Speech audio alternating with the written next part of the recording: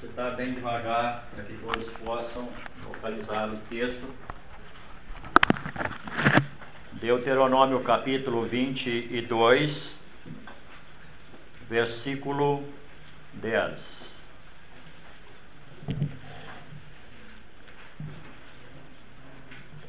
Não lavrarás conjunta de boi e jumento.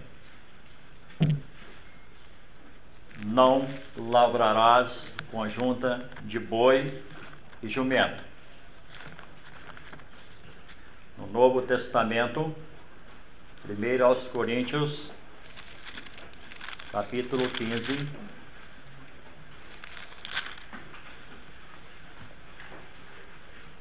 versículo 33.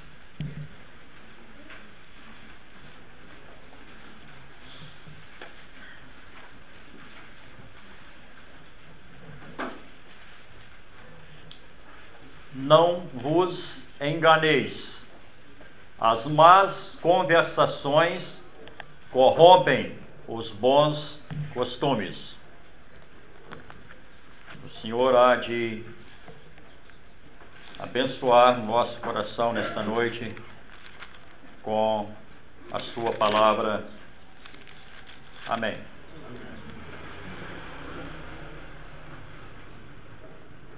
Nós conhecemos bem o chamado de Deus para Israel.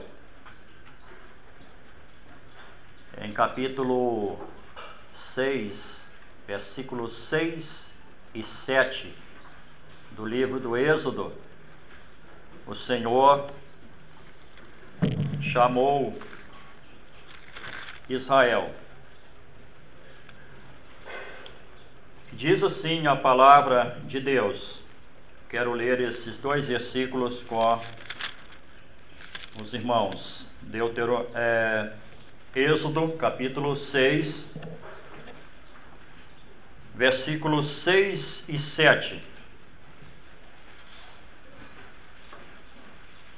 Portanto, diz aos filhos de Israel: Eu sou o Senhor, e vos tirei de debaixo das cargas do Egito, e vos livrei, ou vos livrarei da sua servidão, e vos resgatarei com braço estendido, e com grande manifestação, com manifestações de julgamento. Podemos ler o 7. Tomar-vos-ei por meu povo, e serei vosso Deus, e sabereis que eu sou o Senhor, vosso Deus, que vos tiro de debaixo das cargas do Egito. Interessante quando nós observamos esta afirmação de Deus: Eu sou o Senhor, vosso Deus. Antes dele fazer essa afirmação, ele usou aqui um pronome possessivo: tomar-vos-ei por meu povo. Tomar-vos-ei por meu povo, e sabereis que eu sou o Senhor, vosso Deus. Quando nós lemos essas duas afirmações,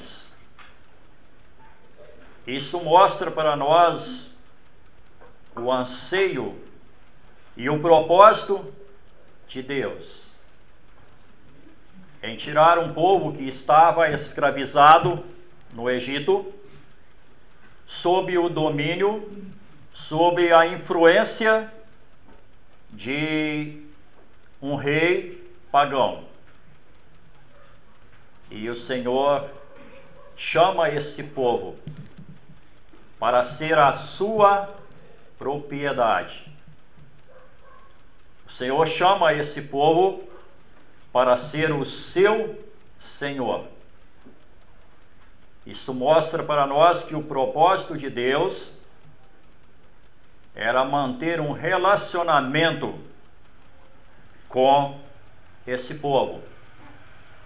Quando nós voltamos para a igreja, Israel e a igreja têm algo em comum. São propriedade de Deus. E quando nós olhamos para a igreja, o Senhor, Ele nos salvou.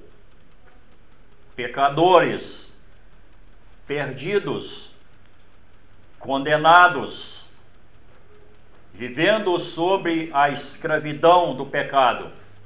E o Senhor, Ele nos salvou para manter conosco um relacionamento, para ser o nosso Senhor. É interessante que esse chamamento de Deus, ele tem como base duas coisas interessantes. Voltando para Deuteronômio.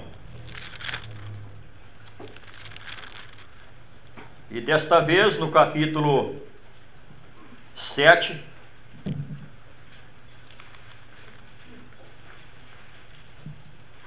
lemos no versículo 6 em diante: porque tu és povo santo ao Senhor teu Deus, o Senhor teu Deus te escolheu para que fosse o seu povo próprio de todos os povos que há sobre a terra. Não vos teve o Senhor afeição, nem vos escolheu, porque fosseis mais numerosos do que qualquer povo, pois éreis o menor de todos os povos, mas porque o Senhor vos amava, e para guardar o juramento que fizera a vossos pais, o Senhor vos tirou com mão poderosa, e vos resgatou da casa da servidão, do poder de Faraó, rei do Egito. Duas coisas interessantes nós vemos aqui no chamamento de Deus para Israel. Primeiro, é manifestado aqui o amor de Deus. Fico lembrando quando Paulo escreveu a carta aos Romanos no capítulo 5 e no versículo 8: mas Deus prova o seu amor para conosco, em que Cristo morreu por nós, sendo nós ainda pecadores. Eu e você estamos aqui salvos porque fomos alvo do amor de Deus. Deus nos amou. Ele expressa aqui que ele amava Israel. Primeira base aqui é o amor. Segundo, ele disse, porque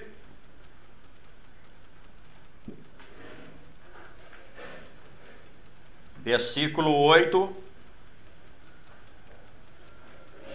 mas porque o Senhor vos amava, e para guardar o juramento que fizera a vossos pais. Fidelidade de Deus. Amor e fidelidade. São as duas bases mencionadas aqui do chamamento de Deus para Israel. E quando nós lemos no capítulo 22 e versículo 10: não lavrarás conjunta de boi e jumento. Quando nós lemos esse versículo, a primeira coisa que nós podemos extrair de lição aqui é que o Senhor estava chamando um povo para ser separado de todos os demais povos. Ele está chamando um povo aqui para ficar livre da influência de todas as demais nações. E ele então estabelece aqui algumas leis. Nós temos aqui inserido no versículo 5 em diante, até o versículo 11, algumas leis que eram estabelecidas para o próprio bem do povo e para que Deus pudesse de fato ter gozo e ter alegria na vida desse povo que ele tirou lá do Egito. Mas eu quero me ater apenas a esse item da lei do versículo 10: não lavrarás conjunta de boi e jumento.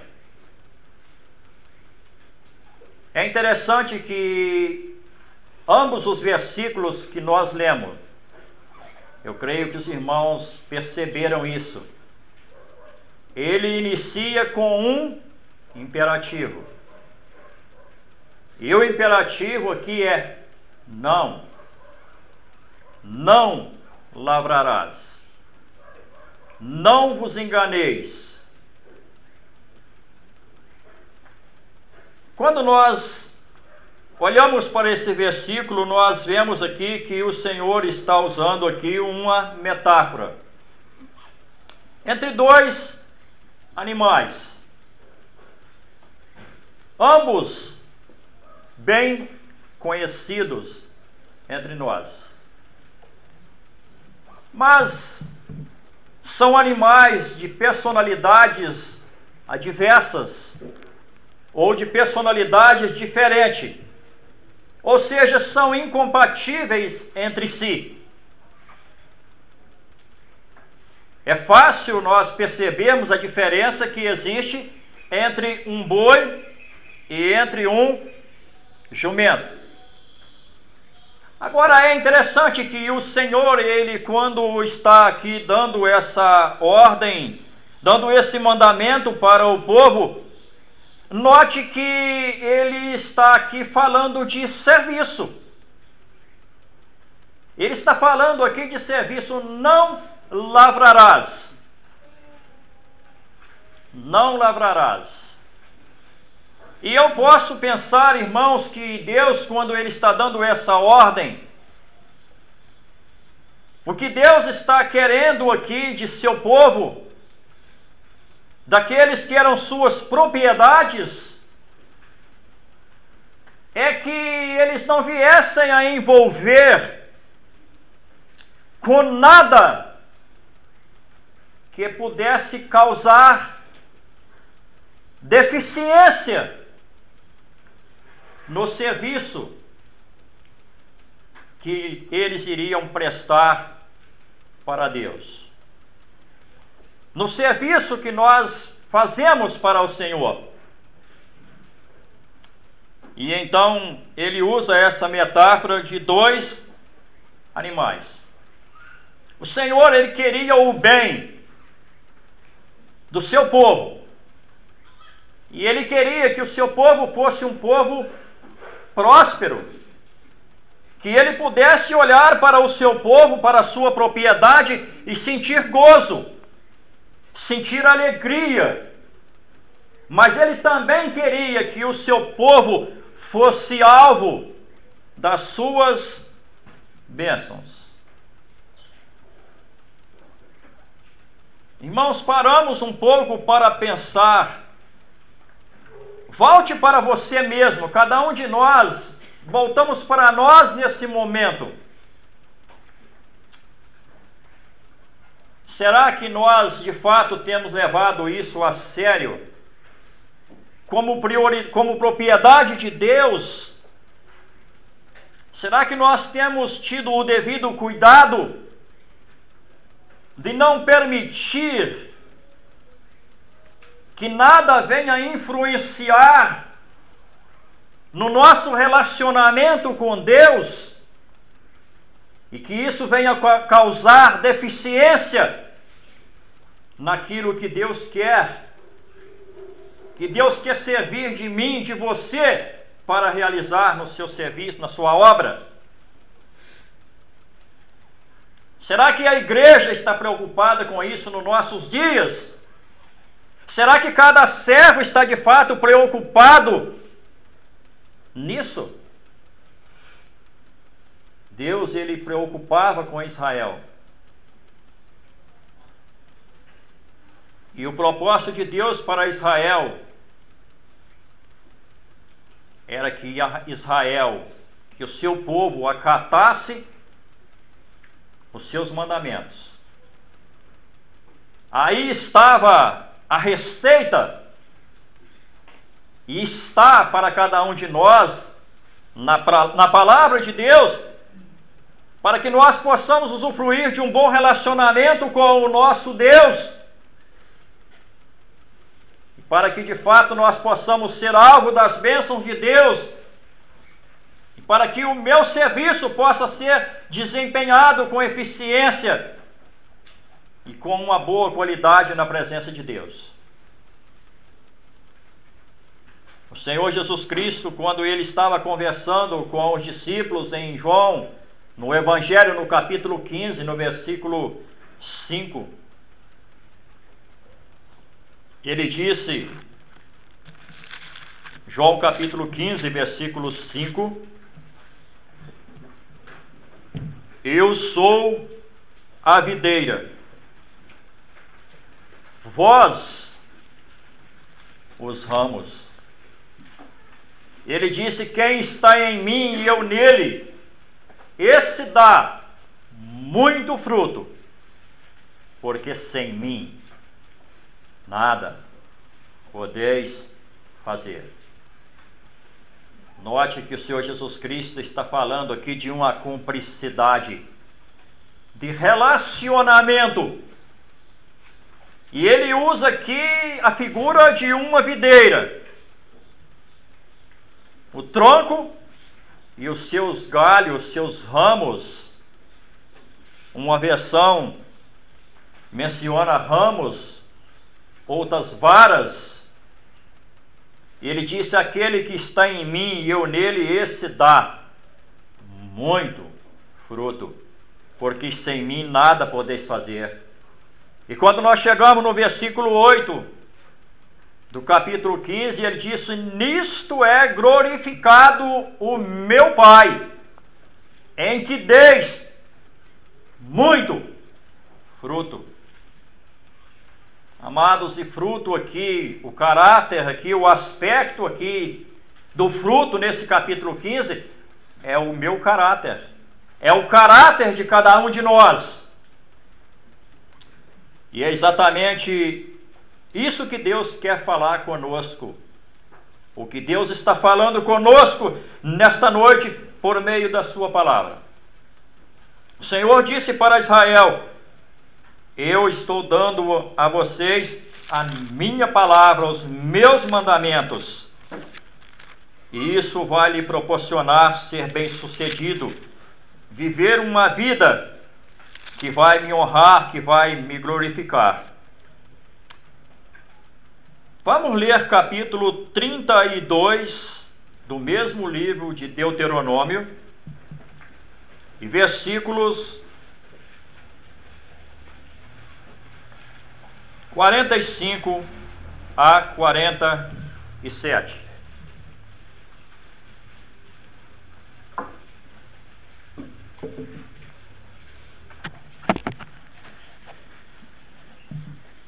Tendo Moisés falado todas estas palavras a todo Israel, disse-lhes, aplicai o coração a todas as palavras que hoje testifico entre vós, para que ordeneis a vossos filhos que cuidem de cumprir todas as palavras dessa lei.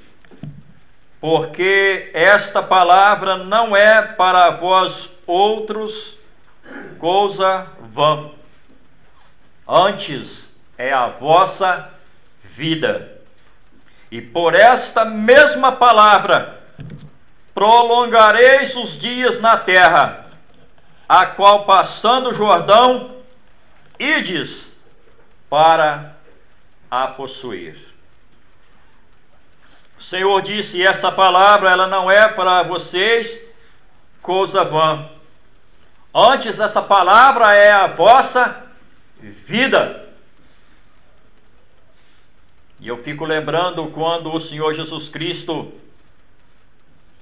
falando com os judeus em João capítulo 5, versículo 39, ele disse, examinai as Escrituras, vós que cuidais ter nelas a vida eterna, pois são elas mesmo que testificam a meu respeito, ou testificam de mim.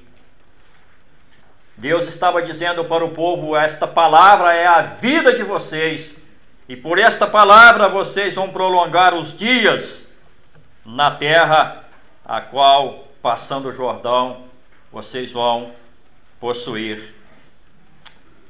Mas é interessante, irmãos, que se o propósito de Deus é separação, a astúcia do inimigo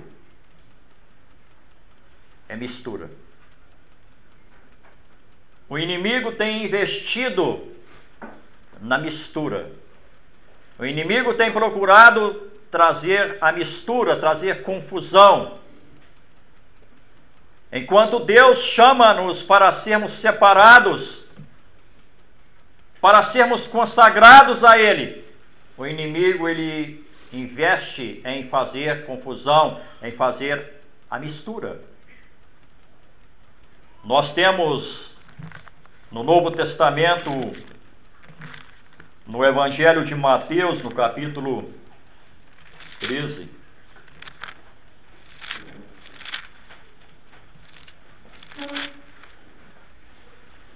na parábola do joio,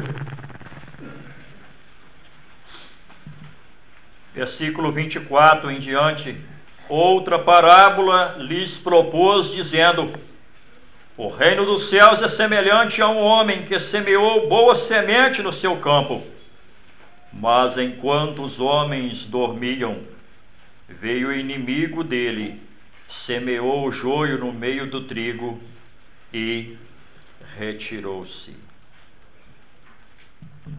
Enquanto os homens dormiam, veio o inimigo e semeou o joio no meio do trigo. Mistura. O inimigo tem procurado fazer mistura. E é interessante quando nós voltamos para o versículo 10 do capítulo 32,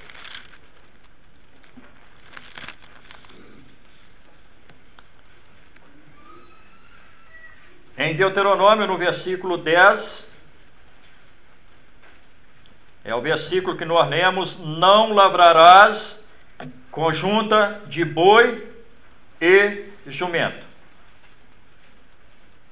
Podemos extrair várias lições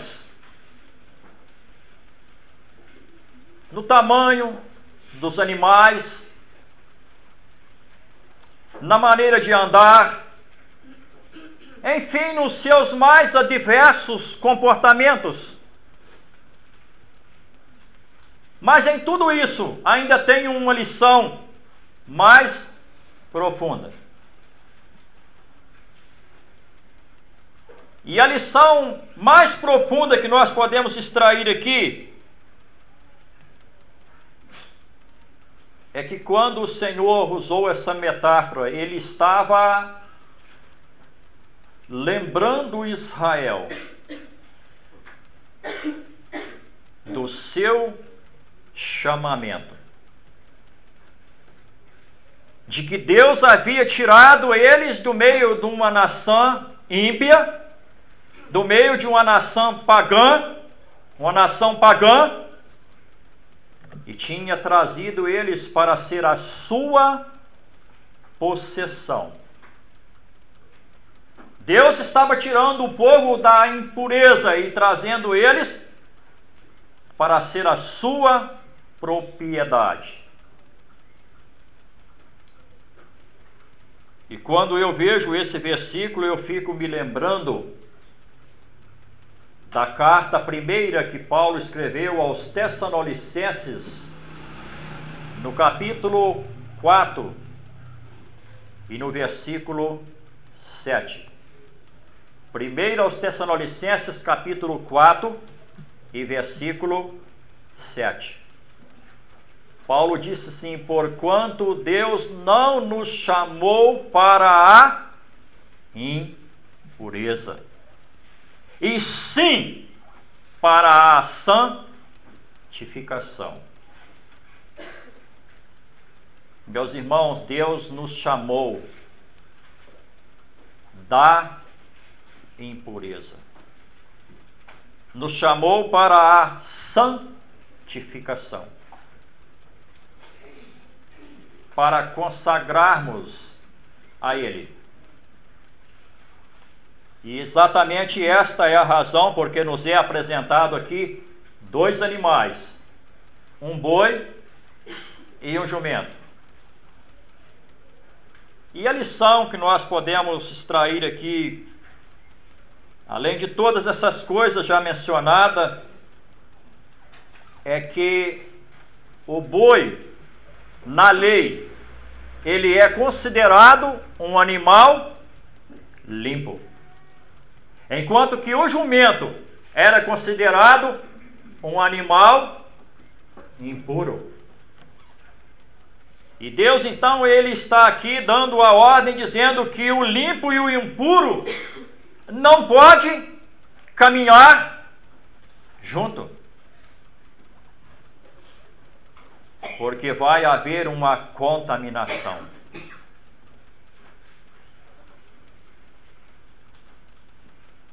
Eu quero ler com os irmãos, voltando no livro do Êxodo, no capítulo 32, ou melhor, capítulo 34. Nós temos aqui uma exortação interessante. Versículo 11 e 12. Vamos iniciar no versículo 11. Êxodo 34, versículo 11 e 12. Guarda o que eu te ordeno hoje. Eis que lançarei fora da sua presença os amorreus, os cananeus, os heteus, os fariseus e os heveus e os jebuseus. Obstante de fazer aliança com os moradores da terra para onde vais, para que te não sejam por ciladas, para que não te sejam por ciladas. A ordem do Senhor aqui foi clara. Ele disse: eu estou dando vocês uma terra, mas vocês guardam de fazer aliança com os moradores da terra. Tem uma frase que ela expressa para nós um despertamento. Se nós não queremos sofrer a influência do inimigo, não devemos fazer aliança com ele. o Senhor mandou que eles destruíssem todas essas nações. O Senhor sabia que se eles chegassem lá e fizessem aliança com essas nações, eles iriam ser contaminados. Eles iriam ser envolvidos, enlaçados, eles iriam cair em ciladas. Eu quero ler um outro texto com os irmãos para mostrar o exemplo na vida de um rei. Um rei que em 2 Crônicas, capítulo 17, ele ocupa 3 capítulos. 2 Crônicas dá um espaço de 3 capítulos para esse rei, o que não é encontrado no livro dos reis. Onde nós vemos que esse rei, ele andou na presença do Senhor. Ele guardou os mandamentos do Senhor. É 2 Crônicas, capítulo 18. Diz assim, versículo 1: Tinha Josafá riquezas e glória em abundância, e aparentou-se com Acabe. Ao cabo de alguns anos foi ter com Acabe em Samaria.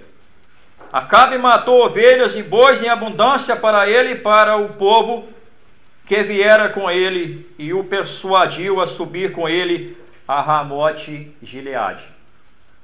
Acabe, rei de Israel, perguntou a Josafá, rei de Judá: Irás tu comigo a Ramote Gileade? Respondeu-lhe Josafá: Serei como tu és, o meu povo com o teu povo, iremos contigo à peleja.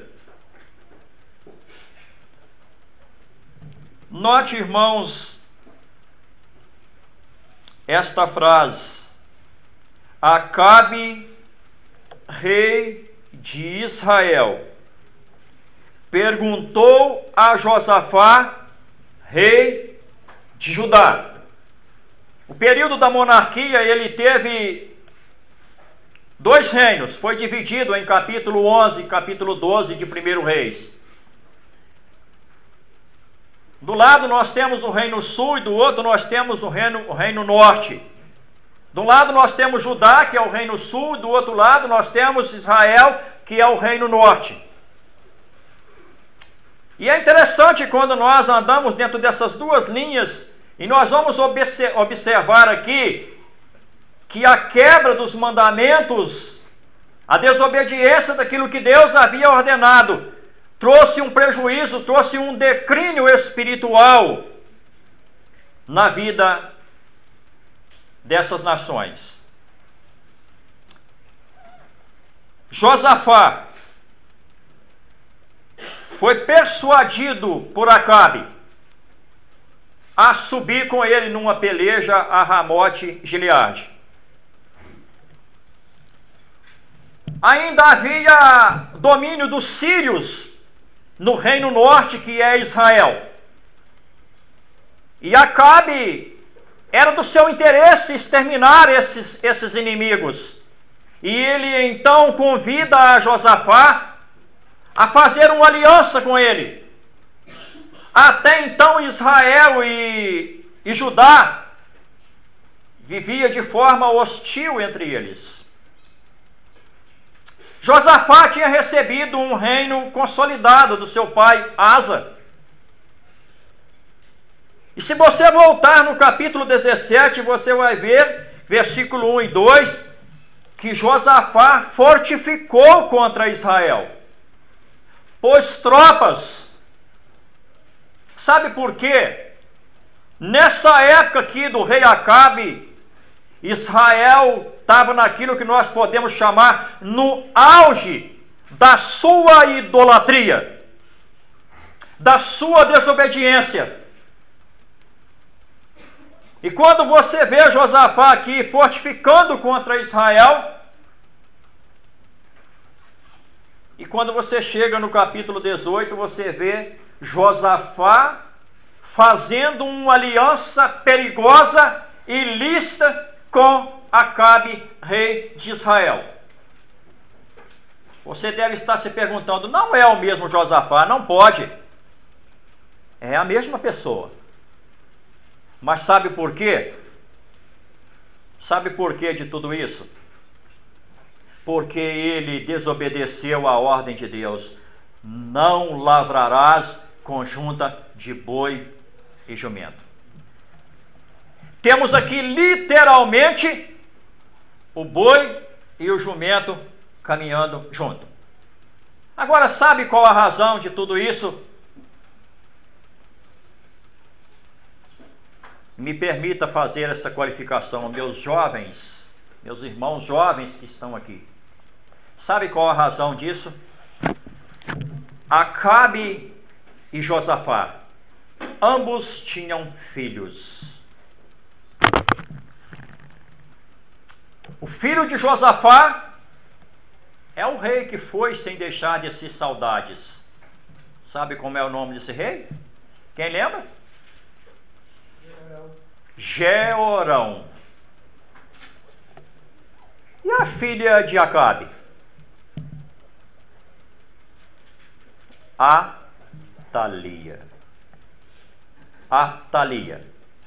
Uma mulher que cresceu, uma filha que cresceu nos conselhos da sua própria mãe Jezabel. E o Jeorão e a Atalia começaram a namorar, se interessaram um pelo outro e as famílias se uniram. Passe comigo para capítulo 21, versículo 4.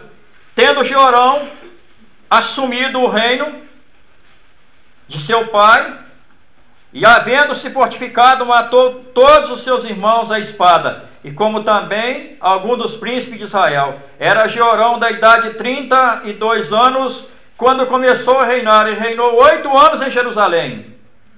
Andou nos caminhos dos reis de Israel, como fizeram da casa de Acabe, porque a filha deste era sua mulher, e fez o que era mal perante os olhos do Senhor. Outra frase interessante: um rei de Israel, um rei de Judá, andando nos caminhos dos reis, ou do rei de Israel, porque era genro de Acabe e Jezabel. Agora, finalmente, capítulo 24, eu tenho que parar, versículo 7. Ou podemos iniciar no versículo 6. Mandou o rei chamar a Joiada, o chefe, e lhe perguntou: por que não requereste do levita que trouxesse de Judá e de Jerusalém o imposto que Moisés, servo do Senhor, pôs sobre a congregação de Israel para a tenda do testemunho? Porque a perversa Atalia e seus filhos arruinaram a casa de Deus e usaram todas as coisas consagradas da casa do Senhor no serviço dos Baalins. A perversa Atalia arruinou. E amados, ela só não exterminou todos os descendentes de Judá, do rei, porque o Senhor havia prometido de manter uma lâmpada em Jerusalém. E um menino que foi escondido com 1 ano de idade, com 7 anos, ele voltou a ocupar o trono, e Atalia foi morta. Não lavrarás conjunta de boi e jumento. Não enganeis.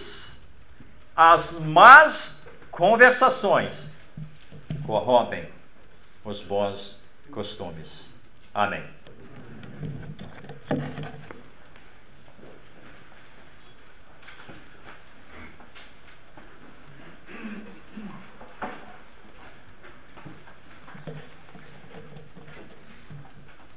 Preciosa palavra, não é? quarta-feira, após a reunião, uma moça disse: eu quero falar com o senhor. Eu falei: pode falar. Eu quero partilhar com o senhor que eu comecei o namoro, o primeiro namoro dela. E a minha pergunta foi: ele é salvo? Sim, salvo, comprometido com o Senhor. Então, começou bem. Então, a lição que nós aprendemos é o grande perigo da nossa união com aquele que não conhece o Senhor.